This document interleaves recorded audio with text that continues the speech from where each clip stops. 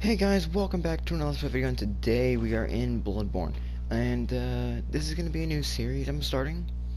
I actually did start yesterday, but it completely out of order. But what I'm going to be doing is I'm going to be showing you how to get to every story boss in the game and defeat them. This video is going to be on the Cleric Beast, even though he's not technically a story boss, but he is the first boss you're going to want to defeat to just get into the game, you know. So yeah, let's just go into it.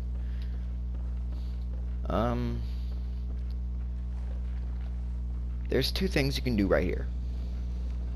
You can, one, go on ahead and just let yourself die to this dude. Go to the Hunter's Dream like that. Or you could do what I do. Kill him and just kill everyone around this whole area. And then just go to the Hunter's Dream from the lantern out there. If I could backstab him, that'd be great.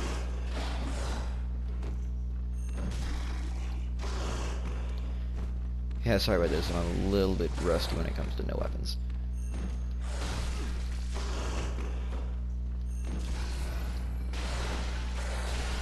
Okay.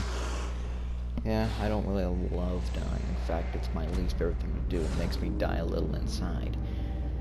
But, hey, I'll show you what happens when you die. The first time, anyway.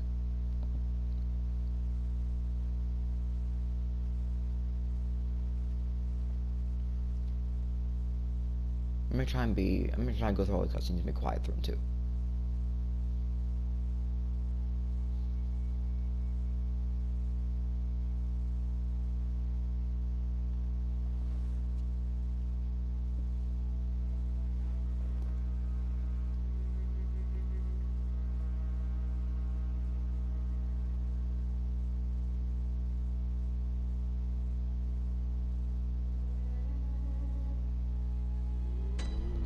So yeah, that's what happens when you die the first time in Bloodborne. Now if you come up here on the steps, you'll find the trick weapon. There is the Throated Cane, the Hunter Axe, and the Saw Cleaver. The Saw Cleaver is kind of like a quick weapon that you can get up close. Has a kind of longish range mode too. The Hunter Axe is your basic crowd control weapon. It's actually ranked pretty high on the best weapons. And the Threaded Cane, it's also a crowd control weapon, but it's more people who've played the game before. Right now, I'm gonna go for the Saw Cleaver. Now, here we have a firearm. You have the pistol and the blunderbuss. My personal favorite's gotta be the pistol. That's what I'm gonna go for. But the blunderbuss is kind of like a spread shot-ish weapon.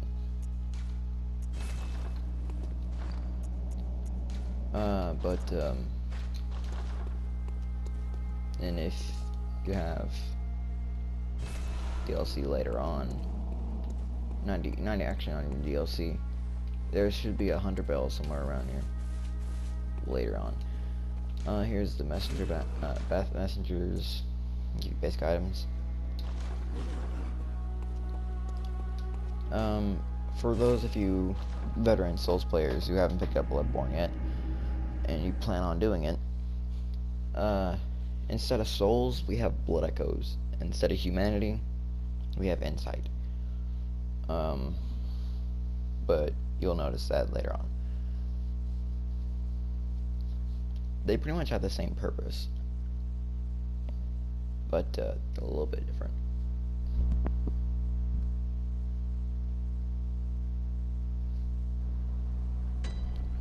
Alright.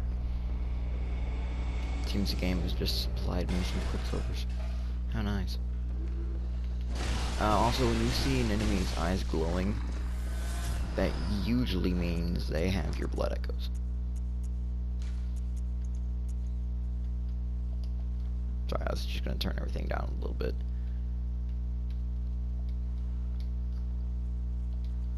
Actually, probably a little bit too low. Also, I'm going to be doing all of this with no help whatsoever.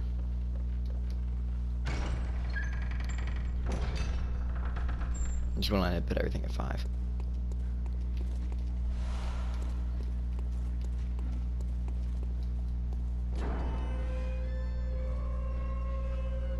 Go ahead and open this gate, and right here you get the basic area. It's known as Century Arnhem.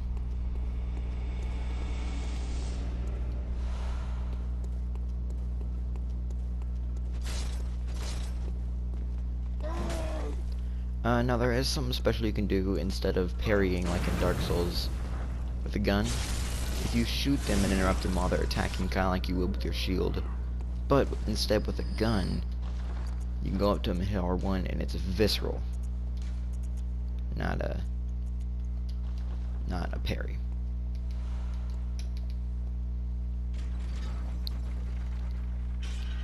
Right up here we have our first lamp.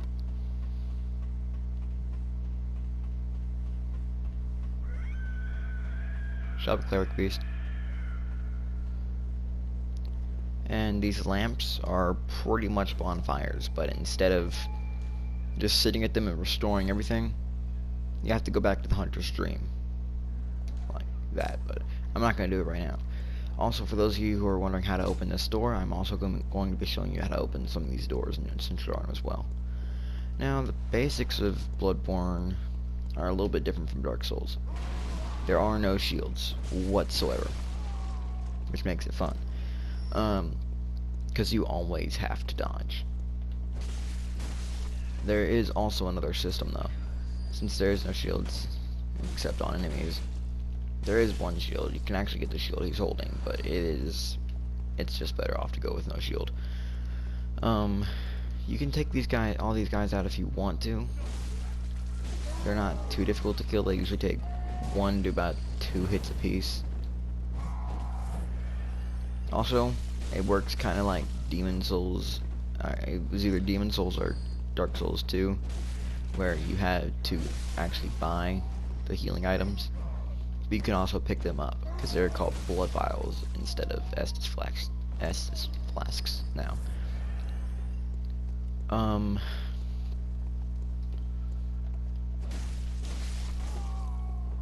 Remember this dude, he always got me in my first couple times through the game.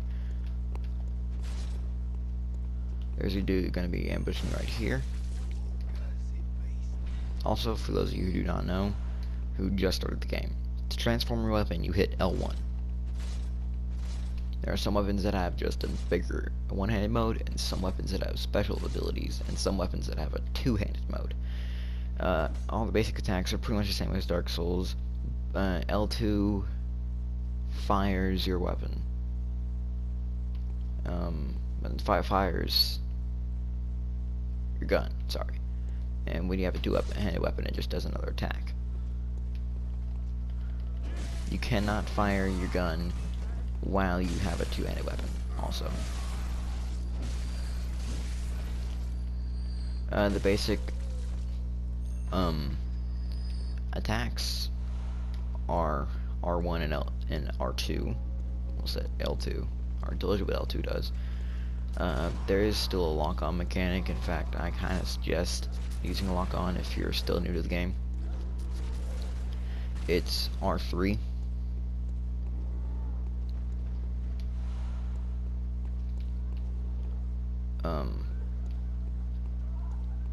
Here, let me show you how to kill this guy. How I kill him anyway. Backstabs also work a little bit different as well.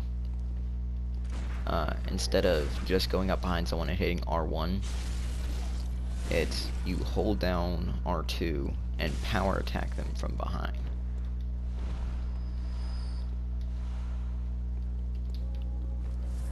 Also, if those of you who have already killed the Cleric Beast or have one insight and woken the Doll and the Hunter's Dream, skill increases your visceral attacks.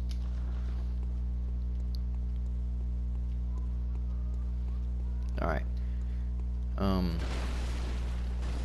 Here's a shortcut. I say shortcut. Really, it's just a different way to go.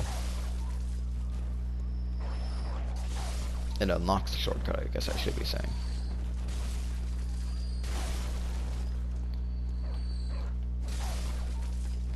And once we go back here,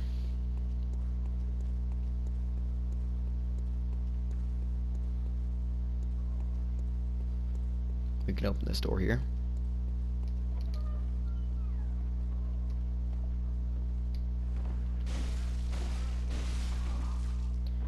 And kill this guy here. I might as well go on ahead and do Gascoigne, the technical first boss, and the famous Souls welcoming boss, the Cleric Beast. Although this is not even a Souls game, they do have somewhat of a welcoming boss, just to show you what's up in this game. For those of you who don't know, the Cleric Beast is not technically a story boss.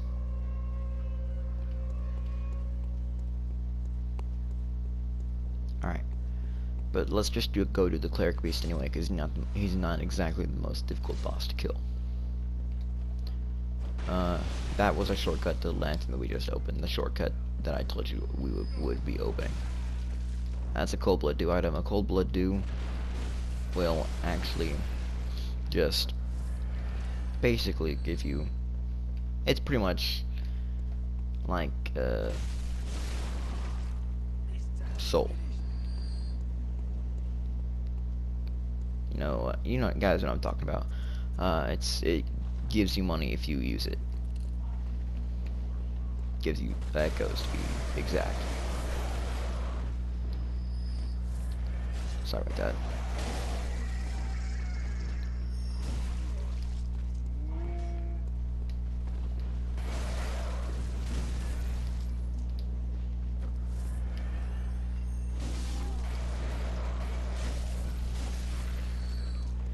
Now,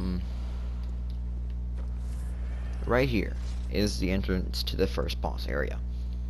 It's not, like I said, it is the Cleric Beast. Here we go. Before you go in, I would suggest getting Molotovs, just in case you don't feel like getting right next to him. These will do a little bit extra damage. Every time you see a boss, you get 1 insight. Every time you kill a boss, you get about 1 to 2 insight. Insight, you can buy stuff with insight.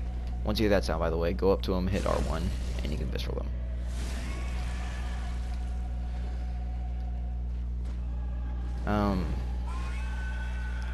Insight, you can buy stuff with insight, or you can summon people with insight. You get insight for killing a boss in other people's worlds as well. This new mechanic I mentioned earlier, the rally mechanic. You see that orange bar in my health bar? That means if I hit someone, I get health back.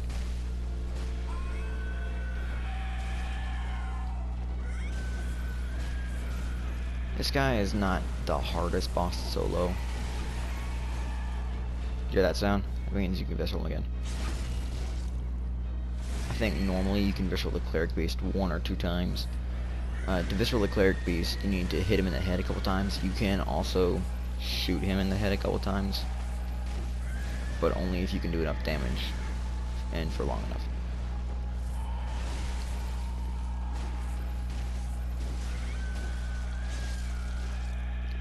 The Cleric Beast isn't too awful hard, like I mentioned earlier. If you know what you're doing. Wow. Okay. Thanks, game.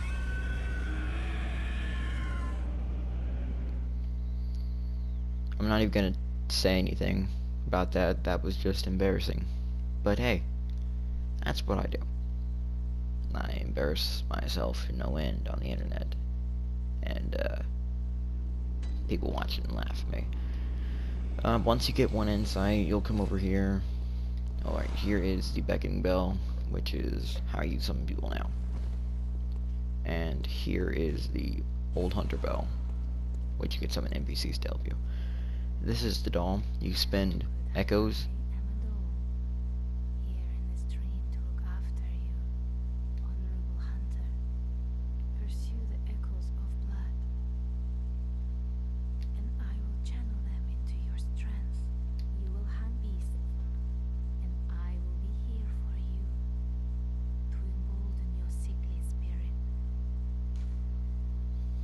You you spend echoes and level up. Alright. You don't go to the hunter's dream every time you die, by the way. You go to the last lamp you woken at. But once you get one insight or die the first time, you go back to the hunter's dream.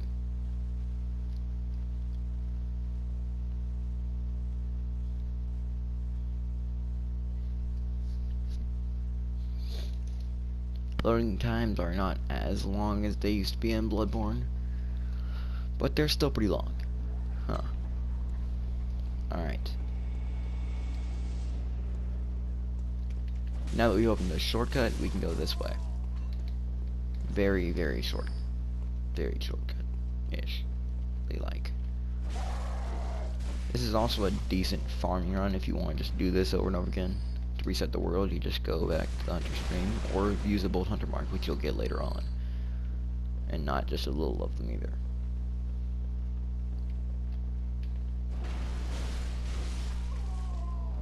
I do apologize about me dying. That almost never happens during the Cleric Beast fight to me. Probably because I'm usually leveled up maybe once or twice because I've used the Madman's Knowledge item, which are easy to get. I'm not going to show you where they are in this video, because I'm pretty sure I got them in my Let's Play video if you want to go find out where most of the items essentially are.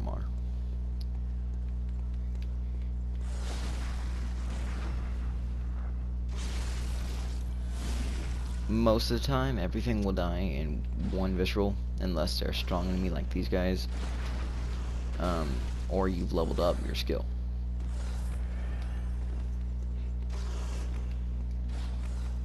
Also, a lot of people don't know this, but sometimes, not just sometimes, your visceral damage is based on your weapon's damage.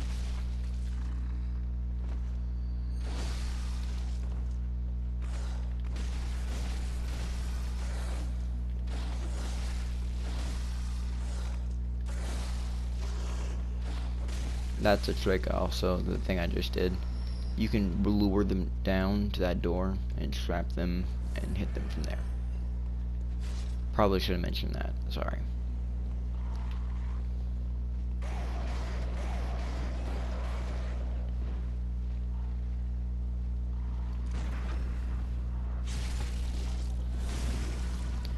This drilling does take a lot of practice, by the way, so do not feel bad if you cannot get your first couple tries.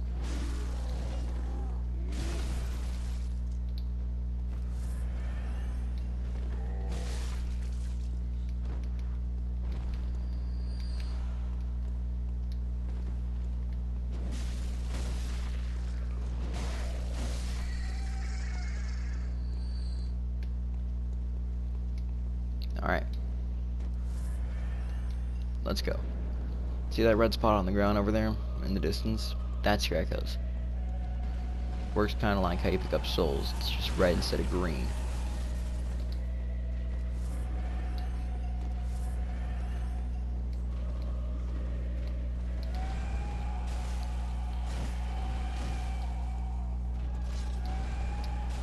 Also, this isn't going to be like I'm just gonna do every boss. I get suggestions to show you how to get to a boss and defeat them.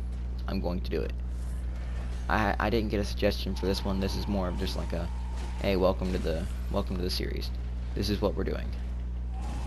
And I also won't be doing Gascoigne because I died.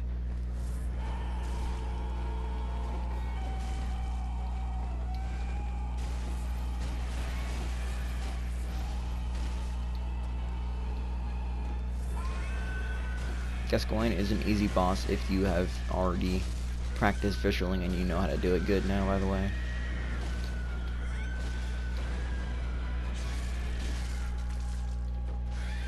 Just as long as you can dodge and visual. Also, against Gascoigne, the best thing you can do is dodge towards him or beside or to the side of him. Never dodge backwards with him.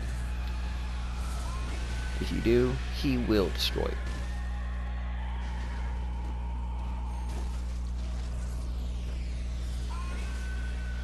Also with the Cleric Beast, the best damage you can do to him is his head and his arm.